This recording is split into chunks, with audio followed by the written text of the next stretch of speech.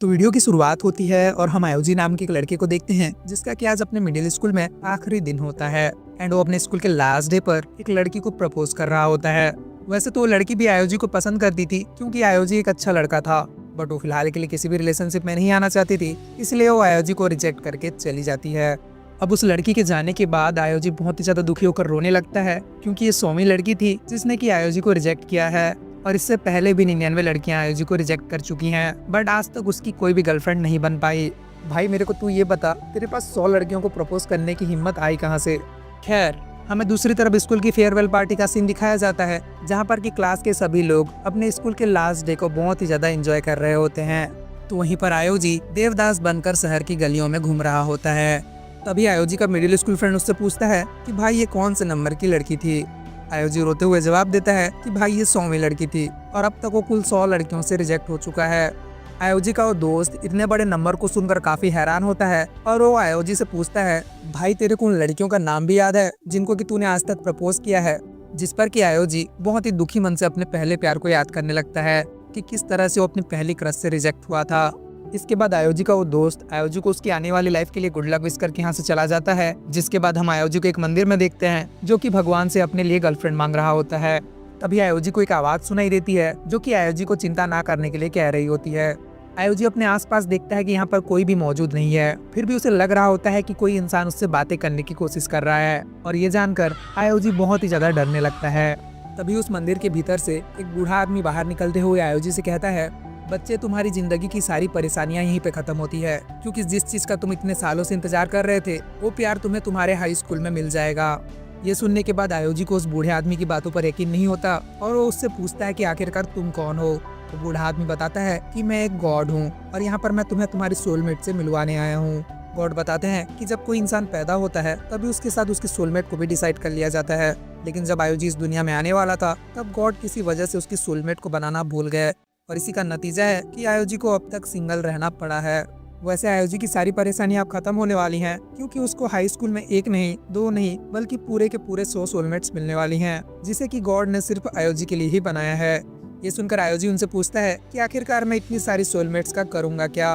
God उससे कहते हैं कि मेरा तुम्हारे लिए कंपनसेशन है कि मेरी वजह से तुम्हें इतने सालों तक सिंगल रहना पड़ा, और हाँ, जब भी तुम तुम्हारी सोलमेट से मिलोगे तब तुम्हें तुम्हारी बॉडी में एक जोरदार झटका महसूस होगा और तब तुम समझ जाना कि वही तुम्हारी सोलमेट है।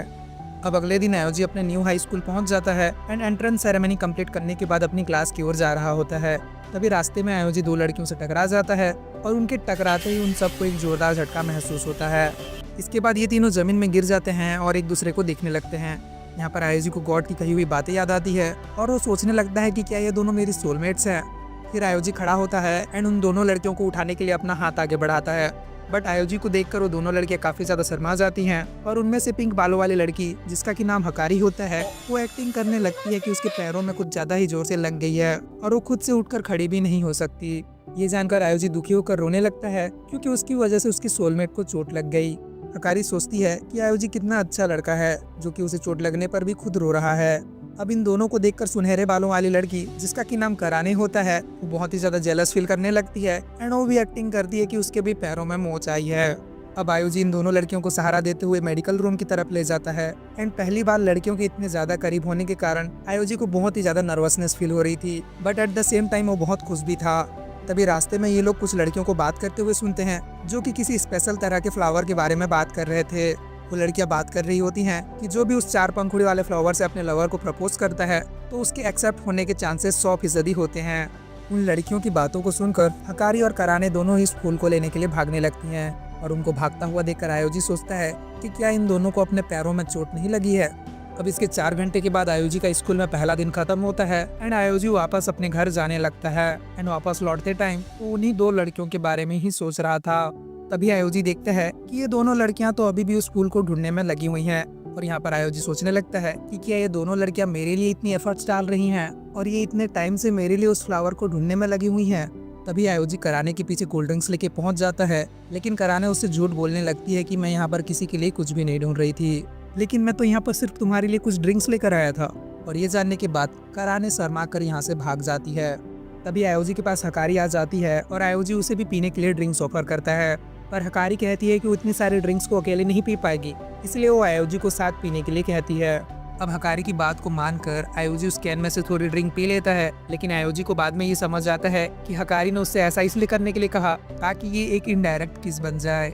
अब हकारी उसे पीने ही वाली होती है कि उसके हाथों से वो कैन छूट जाता है और नीचे जमीन में गिर जाता है, जिसकी वजह से हकारी उस कैन से ड्रिंक नहीं कर पाती।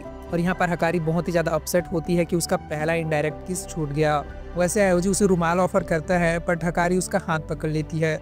अब हकारी उसे बहुत ही ज्यादा डरते हुए प्रपोज कर देती है कि मैं तुम्हें पसंद करने लगी हूँ। अब ये सुनने के बाद आयोजी काफी ज्यादा इमोशनल हो जाता है, क्योंकि ये पहली बार था जब किसी लड़की ने उसे सामने से प्रपोज किया हो। आयोजी यहाँ पर हकारी को हाँ करने ही वाला होता है कि यहाँ पर कराने भी आ जाती है, जो कि आयोजी के लिए ढेर सारी ड्रिंक्स लेके आई थी। अब कराने इन दोनों के बीच में आ जाती है एंड जेलेसी में कह देती है कि वो भी आयोजी को पसंद करती है। इन दोनों लड़कियों का प्रपोजल सुनने के बाद आयोजी काफी ज्यादा हैरान हो जाता है और यहाँ पर दोनों लड़कियां आयोजी से पूछती हैं कि वो दोनों में से किसको पसंद करता है। पर यहाँ पर आयोजी बहुत ही ज्यादा परेशान हो जाता है और उन दोनों को कुछ भी जवाब नहीं दे पाता एंड वो अपना जवाब कल देने की बात कह के वहाँ से भाग जाता है। अब अगले सीन में आयोजी बहुत ही ज्यादा परेशान लग रहा था कि आगे उसे क्या करना चाहिए। अब इस समस्या के समाधान के लिए आयोजी फिर से गॉड के पास आ जाता है एंड उससे पूछता है कि मुझे क्या करना चाहिए। यहाँ पर गॉड आयोजी को सारी सच्चाई बता देते हैं कि आयोजी के साथ जो भी हो रहा है उन सब में गॉड की ही गलती है। गॉड बताते हैं कि जब वो आयोजी का फ्यूचर लिख रहे थे तब वो साथ में एक मूवी भी देख रहे थे और इसी चक्कर में उन्होंने आयोजी के साथ एक सोलमेट की जगह 100 सोलमेट को लिख दिया। ये सुनकर आयोजी गॉड को ही डांटने लगता है कि क्या गॉड से भी ऐसी गलतियां हो सकती है। लेकिन तभी गॉड कहते हैं कि आयोजी को उसके लिए भेजी सारी लड़कियों को एक्सेप्ट करना ही होगा, क्योंकि उन सब लड़कियों को आयोजी की सोलमेट बनने के लिए ही भेजा गया था और अगर आयोजी ऐसा नहीं करता तो उन सारी लड़कियों की बेवजह मौत हो जाएगी।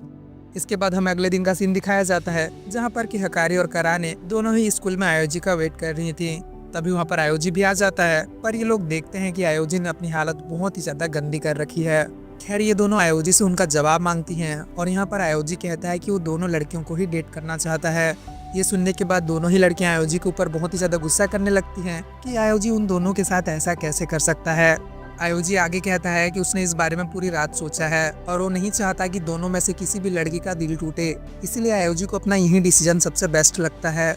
अब ये सुनने के बाद दोनों ही लड़कियां काफी खुश हो जाती हैं कि आयोजी ने उनसे कोई बात छुपाए बिना उसने अपने दिल की सारी सच्चाई बता दी।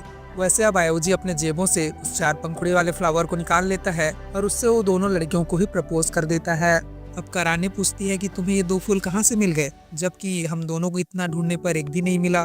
दूसरी तरफ हकारी आयोजी की इतनी ज्यादा मेहनत और उसकी सिंसियरिटी को देख के उससे इम्प्रेस हो जाती है और वो कहती है कि मुझे इससे फर्क नहीं पड़ता कि आयोजी मेरे साथ 2 टाइमिंग कर रहा है।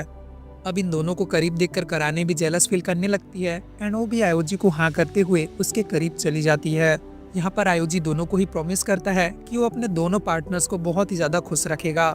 अब अगले दिन आयोजी अपनी दोनों गर्लफ्रेंड्स के साथ अपने स्कूल पहुंच जाता है एंड ये दोनों ही लड़कियां आयोजी का हाथ पकड़ के काफी ज्यादा खुश लग रही थी। स्कूल पहुंचते ही ये लोग देखते हैं कि इनकी प्रिंसिपल मैडम किसी का पीछा कर रही होती है। ये दोनों लड़कियां आयोजी को बताती हैं कि स्कूल में जब भी कोई लड़का गलती करता है तो उनकी प्रिंसिपल मैडम उस लड़के का पीछा करके पनिशमेंट के तौर पर उसे पकड़ कर फ्रेंच किस देती हैं और आज तक उनकी फ्रेंच किस से कोई भी नहीं बच पाया है। ये जानने के बाद तो आयोजी भी थोड़ा सा सरप्राइज होता है, पर अगले ही पल उससे हकारी पूछती है कि क्या उसने कभी किसी लड़की को किस किया है, जिस पर कि आयोजी बताता है कि वो दोनों ही उसकी पहली गर्लफ्रेंड्स हैं, तो उसने आज तक किसी दूसरी लड़की को किस किया ही नहीं। ये जानने के बाद दोनों ही लड़कियां काफी ज्यादा हैरान हो जाती हैं और उन दोनों के बीच अब बैटल शुरू हो जाती है कि सबसे पहले अब आयोजी को किस कौन करेगा। वैसे लंच ब्रेक में ये तीनों छत के ऊपर खाना खाने आए होते हैं, जहाँ पर कि हकारी अपने हाथों से आयोजी को खाना खिलाती है। ये देखकर कराने को हकारी से बहुत ही ज्यादा जेलसी होती है और इन दोनों के ही बीच आयोजी को खाना खिलाने को लेकर लड़ाई शुरू हो जाती है।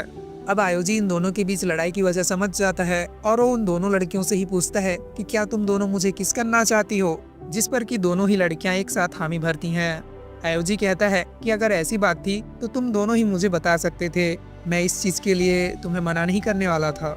बट हकारी बताती है कि प्रॉब्लम ये है कि वो दोनों ही लड़कियां आयोजी का फर्स्ट किस चाहती हैं और अगर उसने किसी एक को पहले किस किया तो उसकी दूसरी वाली गर्लफ्रेंड का दिल टूट जाएगा। जिस पर कि आयोजी कहता है कि उसने पहले से ही इस बारे में सोच रखा है और वो उन दोनों में से किसी को भी पता चलने ही नहीं देगा कि उसने सबसे पहले किसको किस किया है। ये सुनकर दोनों ही लड़कियां काफी ज्यादा हैरान हो जाती हैं और वो दोनों आयोजी से पूछती हैं कि भला ये कैसे होगा, जिस पर कि आयोजी कहता है कि हम तीनों ही अपने अपने आंखों में पट्टी बांध लेंगे और आयोजी रैंडमली उन दोनों को किस करेगा। और किस होने के बाद हम सब लोग अपनी पोजीशन भी बदल लेंगे ताकि किसी को ये भी पता न चले कि सबसे पहले आयोजी ने किसको किस किया है। और किस की आवाज से बचने के लिए वो अपने कानों में ईयरफोन्स भी लगा लेंगे। अब आयोजी के प्लान के अकॉर्डिंग सब लोग तैयार हो जाते हैं और आयोजी उन दोनों को किस करने के लिए आगे बढ़ता है। अब क्योंकि आयोजी की आंखों में पट्टी बंधी हुई थी, इसलिए वो जब भी किसी को किस करने के लिए जाता था तो हमेशा उससे कुछ न कुछ गड़बड़ी हो जाती थी और इसी चक्कर में वो दोनों में से किसी को भी किस नहीं कर पा रहा था। यहाँ पर कराने कहती है कि ये तो होना ही था क्योंकि आयोजी का प्लान ही इतना बकवास बना था। और हकारी उसे डांटते हुए कहती है कि वो इस तरह से सारा इल्जाम आयोजी के ऊपर नहीं लगा सकती क्योंकि आयोजी ने तो उन दोनों के लिए ही ये सब किया है। यहाँ पर इन दोनों के बीच लड़ाई शुरू हो जाती है और आयोजी इन दोनों को ना लड़ने के लिए कहते हुए अपने क्लासरूम की ओर भाग जाता है। अब दोनों लड़कियां आयोजी का पीछा करने लगती हैं और आयोजी स्कूल हॉल में भागते हुए प्रिंसिपल मैडम को चिल्लाने लगता है। अब आयोजी की तेज आवाज सुनकर प्रिंसिपल मैडम भागकर उसे पकड़ लेती हैं और आयोजी को अपनी फ्रेंच किस देने के लिए आगे बढ़ती हैं। अब वो आयोजी को किस करने ही वाली थी कि कराने उसे पीछे से पकड़ लेती है और हकारी वहाँ पर शोर मचाने लगती है, जिससे कि आखिरकार प्रिंसिपल मैडम यहाँ से डर के भाग जाती हैं।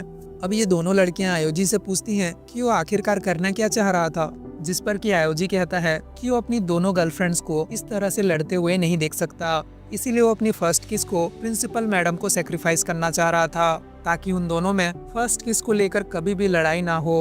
जिस पर कि दोनों लड़कियां आयोजी से कहती हैं कि वो अपनी फर्स्ट किस को प्रिंसिपल मैडम जैसी औरत पर वेस्ट करने से अच्छा वो दोनों में से किसी को भी किस कर सकता है और वो दोनों ही इस चीज के लिए बुरा नहीं मानेंगी। अब ये सुनकर आयोजी काफी ज्यादा खुश हो जाता है कि उसकी दोनों ही गर्लफ्रेंड्स को फर्स्ट किस से ज्यादा आयोजी की फीलिंग्स की चिंता है और ये जानकर आयोजी अपनी दोनों ही पार्टनर्स को गले से लगा लेता है। अब इसके बाद ये तीनों वापस से छत में आ जाते हैं और आयोजी इन लोगों को बताता है कि अब की बार ये तीनों एक साथ ही किस करने वाले हैं। अब तीनों ही इस चीज के लिए मान जाते हैं और आयोजी अपनी दोनों गर्लफ्रेंड्स को एक साथ किस करता है। अब किस करके आयोजी बहुत ही ज्यादा खुश होता है क्योंकि उसका हमेशा से ही सपना था कि वो अपनी गर्लफ्रेंड को किस करे और आज तो वो अपनी दो गर्लफ्रेंड्स को एक साथ किस कर रहा है। इसके बाद ये तीनों एक लाइब्रेरी में होते हैं जहाँ पर कि दोनों लड़कियां कुकिंग से रिलेटेड बुक पढ़ रही थी। तभी आयोजी एक दूसरी किताब को ढूंढने के लिए निकल जाता है और आयोजी जिस बुक को लेने के लिए आगे बढ़ता है उसी टाइम एक दूसरी लड़की भी उसी किताब को उठाने के लिए अपना हाथ आगे बढ़ाती है और आयोजी जैसे ही उस लड़की की तरफ देखता है उसे अपने पूरे बॉडी में वही करंट फिर से महसूस होता है। अब आयोजी फिर से सोचने लगता है कि क्या ये लड़की भी मेरी सोलमेट है। आयोजी को तो समझ में आ गया था कि ये लड़की भी उसकी सोलमेट है, पर उसे ये समझ में नहीं आ रहा था कि वो इसे हकारी और कराने से इंट्रोड्यूस कैसे कराएगा क्योंकि वो अभी अभी तो उन दोनों से भी मिला है। वैसे वो लड़की भी बहुत ही ज्यादा शर्मीले स्वभाव की थी और वो आयोजी से भी बुक्स में लिखे वर्ड्स की मदद से बातें करती है। खैर यहाँ पर आयोजी को पता चलता है कि ये लड़की असल में एक लाइब्रेरियन है और वो अपने इंटरेस्ट की किताब के बारे में उसे बताने लगता है जो कि एक रोमांस और सस्पेंस से भरी किताब थी। खैर वो लड़की आयोजी के बुक का टेस्ट जानकर बहुत ही ज्यादा इम्प्रेस होती है और वो जल्दी से जाकर इस लाइब्रेरी में मौजूद सारे रोमांटिक किताब को आयोजी के सामने रख देती है। अब इतनी सारी किताबों को देखकर आयोजी हक्का बक्का हो जाता है और वो सोचने लगता है कि वो इतने सारे बुक्स को पढ़ेगा कैसे। पर आयोजी उस लड़की से कहता है कि उसने इतनी मेहनत से उसके लिए ये सारी किताबें ढूंढी है तो आयोजी उन सारी बुक को ही पढ़ेगा। लेकिन जब आयोजी उन सारी किताबों को लेकर काउंटर पर पहुंचता है तो उसे पता चलता है कि उसका लाइब्रेरी कार्ड ही एक्सपायर हो चुका है, इसीलिए वो किसी भी किताब को अपने साथ नहीं ले जा सकता। ये जानकर आयोजी काफी ज्यादा निराश हो जाता है कि वो कोई भी किताब अपने साथ नहीं ले जा सकता। लेकिन तब वही लड़की पीछे से आकर आयोजी को अपनी पर्सनल किताब दे देती है। अब किताब पाने के बाद आयोजी काफी ज्यादा खुश हो जाता है एंड वो उस लड़की से उसका नाम पूछता है। वो लड़की अपने आईडी कार्ड की ओर इशारा करते हुए बताती है कि उसका नाम योशीमोटो है और यहाँ पर आयोजी को भी पता चल जाता है कि योशीमोटो उसके ही क्लास की लड़की है। अब इसके बाद आयोजी योशीमोटो को किताब के लिए थैंक यू कह के यहाँ से चला जाता है, जिसके बाद हमें हकारी और कराने को दिखाया जाता है जो कि रेसिपी बुक में से आयोजी के लिए अच्छे अच्छे डिशेस की रेसिपी देख रही थी। तभी आयोजी भी वहाँ पर पहुँच जाता है और वो ये देख के काफी खुश होता है कि उसकी गर्लफ्रेंड्स उसके लिए इतनी ज्यादा प्रिपरेशन कर रही हैं। इसके बाद रात को आयोजी योशीमोटो की दी हुई किताब को पढ़ रहा होता है और वो किताब आयोजी को काफी ज्यादा पसंद आती है। अब पढ़ते पढ़ते आयोजी एक ही रात में उस पूरी किताब को खत्म कर डालता है और इसके अगले दिन आयोजी योशीमोटो से मिलके उसे इस किताब के लिए थैंक यू कहता है। वो कहता है कि ये किताब बहुत ही कमाल की थी और उसे पढ़ के बहुत ही ज्यादा मजा आया। इसके बाद आयोजी योशीमोटो के बैग में देखता है कि योशीमोटो उसके लिए इस किताब का पार्ट 2 भी लेकर आ गई है। ये देखकर आयोजी काफी ज्यादा खुश हो जाता है क्योंकि वो ये जानने के लिए एक्साइटेड था कि आगे कहानी में क्या होने वाला है। खैर आयोजी योशीमोटो का शुक्रिया अदा करने के लिए उसे बाहर कॉफी पर ले जाता है और उससे कहता है कि उसकी दी हुई किताब सच में बहुत ही ज्यादा अच्छी थी यहाँ पर योसोमोटो दोबारा से किताब में लिखे वर्ड्स की मदद से आयोजी का वेलकम करती है और आयोजी उससे पूछता है कि वो किताबों में लिखे वर्ड से लोगों से इंटरेक्ट क्यों करती है, जिस पर कि यासामोटो कहती है कि उसके कुछ खास दोस्त नहीं है और ज़्यादा लोग उससे बातें करना भी पसंद नहीं करते हैं, इसीलिए उसने किताबों से ही दोस्ती कर ली और उसकी दोस्ती इतनी ज़्यादा गहरी हो गई है कि उसे हर बुक में लिखे हर एक वर्ड का पता है। अब आयोजी यासामोटो से उस किताब का पहला पार्ट वापस से मांगता है जो कि आयोजी पहले भी लेकर गया था और वो कहता है कि वो दोनों किताबों को जल्द से जल्द यासामोटो को लौटा देगा। वैसे यासामोटो को समझ में नहीं आता कि आयोजी उसी किताब को वापस से क्यों मांग रहा है, पर फिर भी वो उस किताब को आयोजी को दे देती है। अब अगले दिन यासामोटो आयोजी के लिए उस बुक का तीसरा पार्ट भी लेकर आती है, पर इस बार आयोजी यासामोटो के पास बुक लेने नहीं आता। अब ये देखकर यासामोटो काफी ज्यादा निराश होती है एंड शाम को जब वो वापस लौट रही थी तब वो बाहर देखती है कि आयोजी अपनी दोनों गर्लफ्रेंड्स के साथ बैठा हुआ है। अब यहाँ पर आयोजी अपनी दोनों गर्लफ्रेंड से कह रहा होता है कि वो पिछले कुछ रातों से अच्छे से सो नहीं पाया है, जिसकी वजह से वो काफी ज्यादा लो फील कर रहा है। ये सुनकर हकारी आयोजी के गालों पर किस कर देती है और कहती है कि इससे उसने आयोजी को अपनी थोड़ी सी एनर्जी दे दी। हकारी की मासूमियत को देखकर आयोजी उसे हक कर लेता है, पर पीछे की ओर कराने बहुत ही ज्यादा जेलस हो जाती है और वो आयोजी के सर में अपना सर मारते हुए कहती है कि ये मेरा एनर्जी ट्रांसफर करने का स्टाइल है। अब दूर खड़ी यासामोटो ये सब देखकर काफी ज्यादा निराश होती है और वो अपने मन में सोचती है कि उसे पहले से ही आयोजी के लिए अपने दिल में फीलिंग्स नहीं लाना था, क्योंकि आयोजी जैसे लड़के की तो गर्लफ्रेंड्स होती हैं और ऑब्वियस सी बात है कि उसके पास हमेशा बुक पढ़ने का टाइम भी नहीं होता। अब यासामोटो अपने पुराने दिनों को याद करने लगती है कि किस तरह से स्कूल में क्लास की सारी लड़कियां उसे परेशान किया करती थीं, क्योंकि यासामोटो को बात करना नहीं आता था और वो किताबों के सहारे ही हमेशा बात किया करती थी। अब इसके बाद यासामोटो अकेले चुपचाप बैठी हुई थी और तभी इसके पास आयोजी आता है। आयोजी यहाँ पर यासामोटो से कहता है कि क्या तुम्हारे पास एक स्मार्टफोन है, जिस पर कि यासामोटो अपना स्मार्टफोन निकालकर आयोजी को दे देती है। अब आयोजी यासामोटो के फोन में एक ऐप को इंस्टॉल करता है और उसमें अपने फोन से एक फाइल को अपलोड कर देता है। यासामोटो देखती है कि उसने जो किताब आयोजी को पढ़ने के लिए दी थी ये तो उसी किताब का ई बुक फॉर्मेट है। यासामोटो सोचती है कि अभी तक तो इस किताब का ई बुक लॉन्च ही नहीं हुआ, जिससे यासामोटो समझ जाती है कि आयोजी ने उस पूरी किताब को टाइप करके लिखा होगा और साथ ही इसमें काफी टाइम भी लगा होगा। फिर आयोजी यासामोटो को किसी भी वर्ड पे टैप करने के लिए कहता है और बताता है कि ये टेक्स्ट टू स्पीच ऐप है। इसका मतलब यासामोटो उसमें लिखे जिस भी वर्ड के ऊपर टैप करेगी तो वो शब्द खुद ही अपनी आवाज निकालने लगेगा। आयोजी बताता है कि जब यासामोटो किताब के सहारे से बात किया करती थी तो सामने वाले को भी उस किताब में देखना पड़ता था और सही से बात भी नहीं हो पाती थी, इसीलिए आयोजी ने यासामोटो के लिए ये ऐप बनाया है जिससे यासामोटो को सबसे बात करने में आसानी हो सके। अब ये सब देखकर यासामोटो सोचती है कि क्या आयोजी ने उसके लिए पूरी रात जागकर इस किताब को टाइप किया है। अब आयोजी यासामोटो को उस ऐप के जरिए कुछ बोलने के लिए कहता है और यासामोटो आयोजी को आई लव यू कह देती है। अब ये सुनकर आयोजी थोड़ा सा ठहर जाता है और यासामोटो उससे रोते हुए कहती है कि उसे पता है कि आयोजी पहले से किसी के साथ रिलेशनशिप में है और इसीलिए उसे आयोजी से अपने प्रपोजल का जवाब भी नहीं चाहिए। पर यहाँ पर आयोजी यासामोटो को अपने गले से लगा लेता है और कहता है कि वो भी उससे बेहद ही ज्यादा प्यार करता है, इसीलिए यासामोटो को इससे ज्यादा कुछ भी सोचने की जरूरत नहीं है। अब आयोजी यासीमोटो को अपनी दोनों गर्लफ्रेंड्स के पास ले जाता है और उनसे परमिशन मांगता है कि वो लोग यासीमोटो को भी उसकी गर्लफ्रेंड के रूप में एक्सेप्ट करें, क्योंकि आयोजी यासीमोटो से भी उतना ही प्यार करता है। ये सुनने के बाद तो कराने आयोजी के ऊपर और भी ज्यादा भड़क जाती है और कहती है कि वो पहले से ही 2 लड़कियों को डेट कर रहा है और क्या वो तीसरे को भी उनके बीच लाना चाहता है। पर यहाँ पर आयोजी अपने माँ की कसम खाते हुए कहता है कि वो कभी भी उन तीनों के लिए अपना प्यार कम होने नहीं देगा और उल्टा वो कोशिश करेगा कि उसका प्यार हमेशा ही उनके लिए बढ़ता रहे। अब आयोजी की ऐसी चिकनी चुपड़ी बातों को सुनकर इन दोनों को भी आयोजी की बातों को मानना ही पड़ता है और आखिरकार ये दोनों यासीमोटो को एक्सेप्ट कर ही लेती हैं। अब इसके बाद आयोजी अपनी दोनों गर्लफ्रेंड्स को यासीमोटो से इंट्रोड्यूस करवाता है और कहता है कि यासीमोटो जब भी कोई स्टोरी पढ़ती है तो उसके पैर स्टोरी के अकॉर्डिंग डिफरेंट स्टाइल में मूव होते रहते हैं। फिर वो कराने के बारे में बताता है कि कराने जब भी बहुत ही ज्यादा सोच रही होती है तब वो किसी छोटी बच्ची की तरह अपने बालों के साथ खेलने लगती है और दूसरी तरफ हकारी जब बहुत ही ज्यादा नर्वस होती है तब वो अपने उंगलियों को मुंह में दबा लेती है, जो कि दिखने में बहुत ही ज्यादा क्यूट लगता है। अब तीनों लड़कियां अपने बारे में ऐसी ऐसी बातें सुनकर बहुत ही ज्यादा शाय फील करती हैं, क्योंकि उन तीनों को भी अपने बारे में ये चीजें नहीं पता थी, जबकि आयोजी ने उनकी हर छोटी से छोटी चीज को नोटिस किया है। फिर आयोजी हकारी और कराने की किसिंग स्टाइल के बारे में बताने लगता है और ये सुनते ही यासीमोटो बीच में बोल पड़ती है कि वो अभी आयोजी को किस करने के लिए रेडी नहीं है और वो अपने स्टोरी के अकॉर्डिंग किसी सही मोमेंट का वेट कर रही है, जिस पर कि आयोजी कहता है कि यासीमोटो जितना चाहे उतना टाइम ले सकती है, वो कभी भी उसको किस के लिए प्रेशराइज नहीं करेगा। इसके बाद सब लोग खाना खाने के लिए बैठते हैं और हकारी और कराने आयोजी को अपने हाथों से खाना खिला रही होती हैं। तो वहीं पर यासीमोटो इन सब से दूर बैठी हुई होती है। यासीमोटो को देखकर आयोजी सोचता है कि मुझे जल्द से जल्द इन तीनों को मिलाने का सोचना होगा, वरना इतनी दूरियां हमारे रिलेशन के लिए सही नहीं होंगी।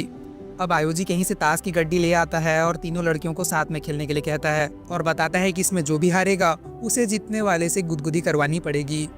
अब ये सुनने के बाद तीनों ही लड़कियां काफ़ी ज़्यादा एक्साइटेड हो जाती हैं, क्योंकि वो तीनों ही आयोजी से गुदगुदी करवाना चाहती थीं। अब पहला राउंड शुरू होकर ख़त्म होता है, जिसमें कि आयोजी जीतता है और कराने हार जाती है। वैसे कराने हार के भी खुश थी, क्योंकि उसे आयोजी से गुदगुदी करवाने का मौका मिल रहा था। अब आयोजी गुदगुदी करना स्टार्ट करता है और कराने अपनी हंसी को रोकने लगती है और ये देखकर आयोजी उसे और भी ज़्यादा जोर से गुदगुदी करने लगता है। अब कराने ज़मीन में लौट जाती है और अलग ही तरह के एक्सप्रेशंस देने लगती है, जिसे देखकर आयोजी अलग ही ख्यालों में चला जाता है। अब इसके बाद अगले राउंड में आयोजी फिर से जीत जाता है और अब की बार हकारी हार जाती है। अब रूल के मुताबिक आयोजी उसे गुदगुदी करना स्टार्ट करता है और हकारी आयोजी के टचेस को बहुत ही ज़्यादा इंजॉय करती है। अब इसके बाद तीसरा राउंड भी शुरू हो जाता है और अब की बार योशिमोटो हार जाती है। यहाँ पर आयोजी योशिमोटो की क्यूट स्माइल देखने के लिए बहुत ही ज्यादा बेताब था, बट जब आयोजी उसे गुदगुदी करना स्टार्ट करता है तो योशिमोटो हंसने की आवाज भी अपने फोन से ही निकालने लगती है। भाई क्या लड़की है ये। और योशिमोटो को देखकर आयोजी बहुत ही वियर्ड सा एक्सप्रेशन देता है। फिर कराने और हकारी सोचते हैं कि उन्होंने आयोजी से तो गुदगुदी करवा ली है, पर अब उनका मिशन है कि वो लोग आयोजी को भी गुदगुदी करें। अब इसके लिए वो फिर से कार्ड का गेम स्टार्ट कर देती हैं और मैच के आखिर में आयोजी हार भी जाता है, बट जीतती योशिमोटो है, इसलिए उसको ही आयोजी को गुदगुदी करने का मौका मिलता है। और ये देखकर दोनों ही लड़कियां काफी ज्यादा निराश होती हैं। अब इसके बाद योशिमोटो आयोजी को गुदगुदी करने के लिए आगे बढ़ती है, पर वो तो सिर्फ अपनी एक ही उंगली से आयोजी को गुदगुदी कर रही थी, लेकिन फिर भी आयोजी बहुत ही जोर जोर से हंस रहा था। आयोजी को इस तरह से हंसते हुए देखकर दोनों लड़कियां सोचती हैं कि कहीं आयोजी योशिमोटो से तो ज्यादा प्यार नहीं करता। अब इसके थोड़ी देर के बाद आयोजी वॉशरूम की ओर चला जाता है और आयोजी के जाते ही कराने योशिमोटो पर चिल्लाते हुए कहती है कि उनके यहाँ होने की वजह से ही योशिमोटो ने आयोजी को पूरी बॉडी में गुदगुदी नहीं किया। अगर वो दोनों यहाँ पर नहीं होते तो योशिमोटो पक्का ही आयोजी के पूरे बॉडी में गुदगुदी करती। कराने योशिमोटो को डांटने लगती है कि उसने अपना इतना अच्छा चांस खो दिया। ये सुनकर योशिमोटो कहती है कि वो दोनों ही लड़कियां आयोजी की लाइफ में उससे पहले आई हैं, इसलिए उनका आयोजी पर ज्यादा हक बनता है। इसलिए योशिमोटो कोशिश करेगी कि वो हमेशा ही उनके रास्ते से दूर रहे और खुद से पहले उन दोनों को प्रायोरिटी दे। ये सुनने के बाद कराने योशिमोटो के ऊपर और भी ज्यादा भड़क जाती है और कहती है कि तुम्हें ऐसी बातें नहीं करनी चाहिए, क्योंकि आयोजी के ऊपर जितना ही हम दोनों का हक है उतना हक तुम भी उसके लिए रखती हो। इसके बाद योशिमोटो कहती है कि हकारी अपने आप को बहुत ही ज्यादा अच्छे तरीके से रखती है और उसके बात करने का तरीका भी एकदम वेल मैनर्ड और प्रोफेशनल लगता है। वहीं पर कराने दिखने में जितनी ज्यादा खूबसूरत है उतनी ही अपने आप में कॉन्फिडेंट लड़की है, पर मुझ में ऐसी कोई भी बात नहीं और मेरी बॉडी भी दिखने में एक छोटी बच्ची की तरह लगती है। इसलिए वो कहती है कि जब भी आयोजी को हम में से किसी एक को चूज करना होगा तो वो सबसे लास्ट में मुझे ही चूज करेगा। पर कराने उसे टोकते हुए कहती है कि उसे अपने बारे में ऐसा नहीं सोचना चाहिए, क्योंकि वो खुद भी दिखने में काफी ज्यादा क्यूट है और उसका साई नेचर उसको सबसे अलग बनाता है, इसलिए उसे खुद को किसी के साथ भी कंपेयर नहीं करना चाहिए। फिर हकारी सबसे कहती है कि हम सबको ऐसी बातें नहीं करनी चाहिए, क्योंकि हमारा आयोजी हमारा कभी भी कंपैरिजन नहीं करने वाला और इसके साथ ही वो हम तीनों को ही इक्वली प्यार करता है। अब इसके बाद इन तीनों में दोस्ती हो जाती है और बाहर खड़ा आयोजी ये देखकर काफी ज्यादा खुश होता है। अब इसके बाद आयोजी इन तीनों के पास आ जाता है। फिर हकारी और कराने आयोजी से कहती हैं कि उसे खुद को योशिमोटो से गुदगुदी करवाने का एक और मौका देना चाहिए, क्योंकि जिस तरह से योशिमोटो ने उसे गुदगुदी किया था वो बिल्कुल भी फेयर नहीं था। अब आयोजी इस चीज के लिए रेडी हो जाता है और योशिमोटो ये देखकर काफी ज्यादा भावुक हो जाती है कि हकारी और कराने उसे आयोजी से मिलवाने के लिए इतना सब कुछ कर रही हैं। अब योशिमोटो हिम्मत करके आगे बढ़ती है और आयोजी से कहती है कि मैं तुम्हें किस करना चाहती हूँ। ये सुनने के बाद बाकी तीनों बहुत ही ज्यादा हैरान हो जाते हैं, क्योंकि उन्होंने योशिमोटो से इस बात की उम्मीद नहीं की थी। खैर योशिमोटो कहती है कि वो जिस सही टाइम का वेट कर रही थी वो टाइम आ चुका है और वो शुरू से ही आयोजी को किस करना चाह रही थी। अब योशिमोटो की इतनी प्यारी प्यारी बातों को सुनकर आयोजी खुश हो जाता है और उसके करीब जाकर उसके होठों पर एक प्यारा सा किस कर देता है। अब किस मिलने के बाद योशिमोटो एक कठपुतली की तरह स्टन रह जाती है और तभी आयोजी के पास हकारी आकर कहती है कि क्या तुम मुझे भी एक किस कर सकते हो। आयोजी एक प्यारी सी स्माइल के साथ हकारी की ओर बढ़ता है और हकारी उससे कहती है कि क्या उसकी ब्यूटी योशिमोटो के सामने कम पड़ गई है, जिस पर कि आयोजी कहता है कि ऐसा कभी भी नहीं होगा, क्योंकि वो दुनिया की सबसे सुंदर लड़कियों को डेट कर रहा है और सभी लड़कियां अपने आप में ही बहुत खास हैं। अब आयोजी हकारी को किस करता है और हकारी बहुत ही ज्यादा ब्लश करने लगती है। अब इसके बाद आयोजी कराने को भी अपने पास बुलाता है, पर कराने मुंह बनाते हुए बहुत ही धीरे धीरे उसके पास जाती है। अब आयोजी उससे कहता है कि जब वो उसके ऊपर गुस्सा करती है तो काफी ज्यादा क्यूट लगती है, और ये सुनकर कराने शर्माते हुए आयोजी को पीटने लगती है। फिर आयोजी उससे पूछता है कि क्या तुम मुझे किस करना नहीं चाहती हो, जिससे कराने बहुत ही ज्यादा शर्मा जाती है, पर अगले ही पल वो भी आयोजी को किस कर देती है। अगर तुमने वीडियो यहाँ तक देखी है तो प्लीज़ एक लाइक कर देना, और चैनल पर नए हो तो प्लीज़ सब्सक्राइब भी कर देना, क्योंकि इसके अगले पार्ट में बहुत ही ज़्यादा मज़ा आने वाला है।